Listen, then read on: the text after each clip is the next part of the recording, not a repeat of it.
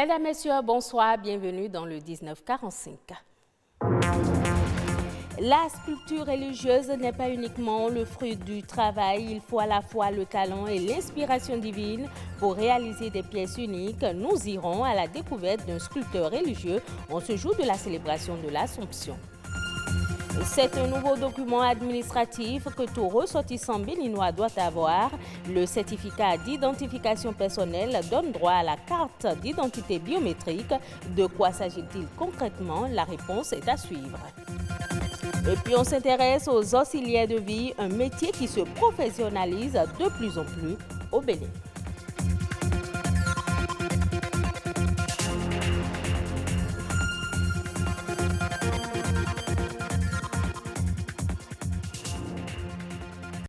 On démarre ce journal par la célébration de la fête de l'Assomption chez les chrétiens catholiques. Selon la tradition et la doctrine catholique, la Vierge Marie fut enlevée ce jour, corps et âme, au ciel. La fête de l'Assomption est née à Jérusalem, mais il est difficile de savoir à quelle époque. Au Bénin, qui dit 15 août, dit aussi fête de l'Igname, une fête culturelle des natifs de Savalou, dédiée à la sortie de la nouvelle Igname. En raison de la pandémie de la COVID-19, la célébration se fera dans la sobriété avec un public restreint. La seule manifestation que nous sommes en train d'apprêter est la cérémonie culturelle et de purification, à laisser entendre Deledi Wendo, maire de la commune de Savalou. On reste dans la fièvre de la célébration de l'Assomption. Dans les églises catholiques, les sculptures de la Vierge Marie, du Christ et des saints sont souvent exposées. La conception des sculptures d'art religieux est une activité qui nécessite non seulement un talent, mais aussi une inspiration divine. Au Bénin, peu d'artistes ont la vocation pour ces sculptures. Edwige Agossou et Iliad Bokovo nous font découvrir le métier à travers ce reportage. Du don au professionnalisme, la sculpture des œuvres de piété est une activité dont vit Frédéric Dogloé. La quarantaine, Frédéric détient le secret de la transformation du bois, du ciment, du bronze et autres matières en de différentes statues divines. Aucun homme ne peut se lever un jour et dire qu'il va faire la sculpture. C'est un don que Dieu donne et après on le fructifie. Comme les 7 dons de l'Esprit Saint, si Dieu te donne, parmi les 7 dons, si il donne quelque chose, si tu n'arrives pas à le fructifier, là, tu ne peux pas voir l'effet de ce que Dieu t'a donné. Donc c'est là que, après avoir eu ce don, j'ai fructifié ça, j'ai suivi les formations théoriques et pratiques dans le domaine durant 4 ans.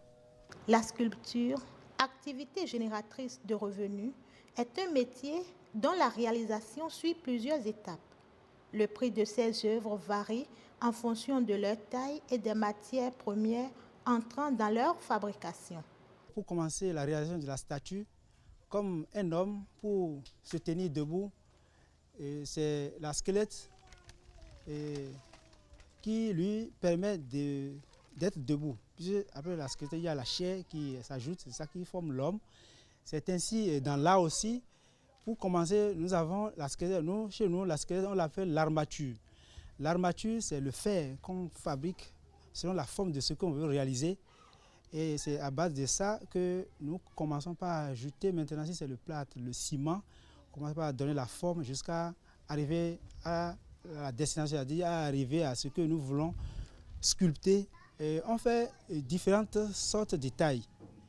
Bon, par exemple, taille de 0,50 cm, par exemple de la Vierge Marie, Notre-Dame de toute grâce, avoisine à 60 000 francs CFA. Si la statue a une taille d'1 mètre, par exemple, une statue de la Vierge Marie d'1 mètre avoisine à 90 voire 100 000. Ces objets d'art, ancrés dans la tradition de l'Église romaine, n'intéressent que les chrétiens catholiques. Ceux qui viennent prendre les statues, c'est les catholiques, puisque c'est Ce sont les catholiques qui utilisent les objets sacrés. Dans l'Église catholique, effectivement, nous avons les statues, les images, et les décorations. Tout cela rentre dans l'art chrétien. Classée dans la catégorie des œuvres d'art saintes, elle participe à la liturgie et prière chrétienne. Elle fortifie la foi en Dieu. C'est l'incarnation du Christ qui justifie la présence de l'art, des sculptures et des images sacrées dans l'Église.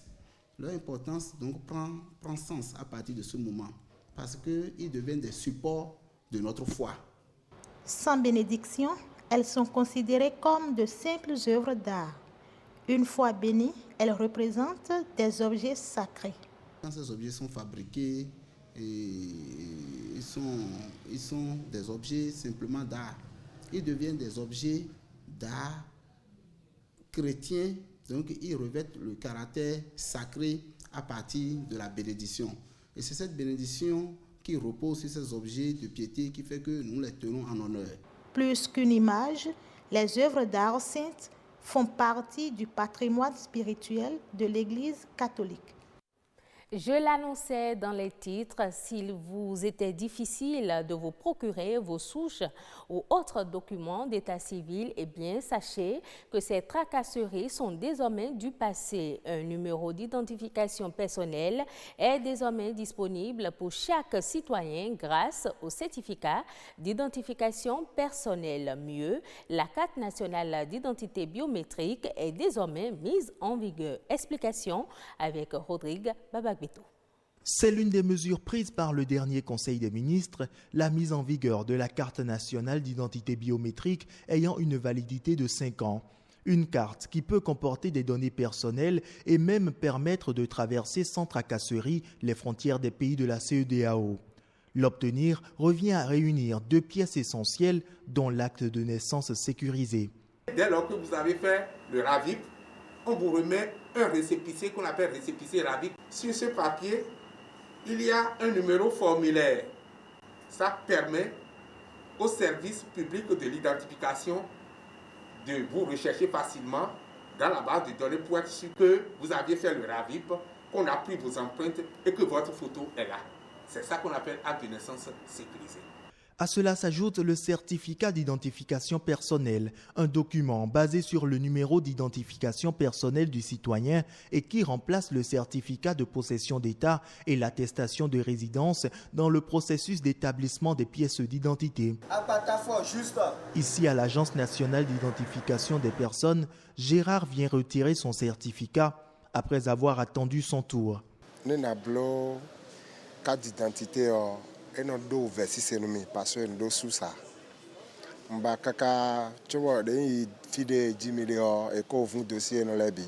Mba kaka bonu chiko. Bersi gbede onu nja bloc d'identité o so yin tabasin de numia. Et donc nous présenter carte lokpo won et do simple bona bloc d'identité che. Bon fide jromi on a do yikpe po. Pour obtenir le certificat d'identification personnelle, il faudra s'acquitter d'une somme de 2800 francs CFA à laquelle s'ajoutent 1000 francs CFA pour l'acte de naissance sécurisé.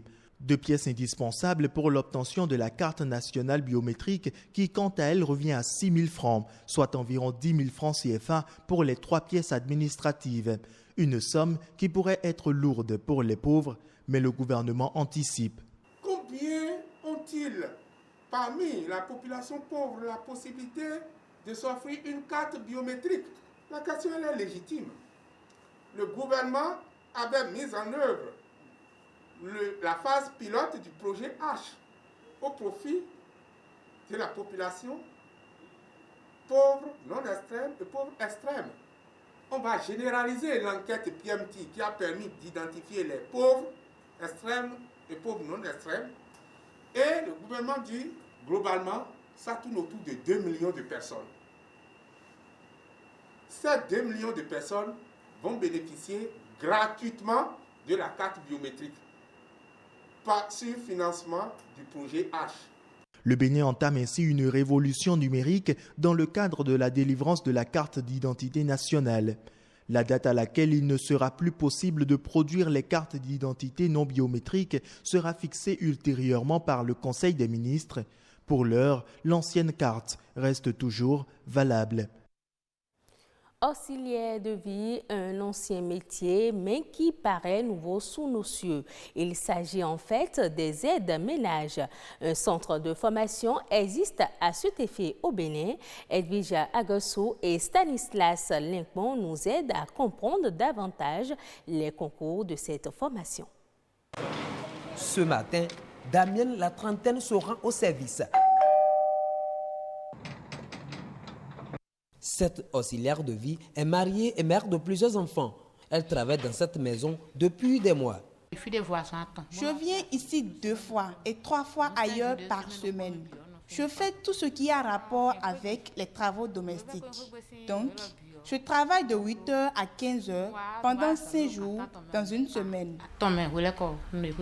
7 heures de travail par jour et ce, 2 fois par semaine. C'est le contrat qui lie ici Damien à son employeur.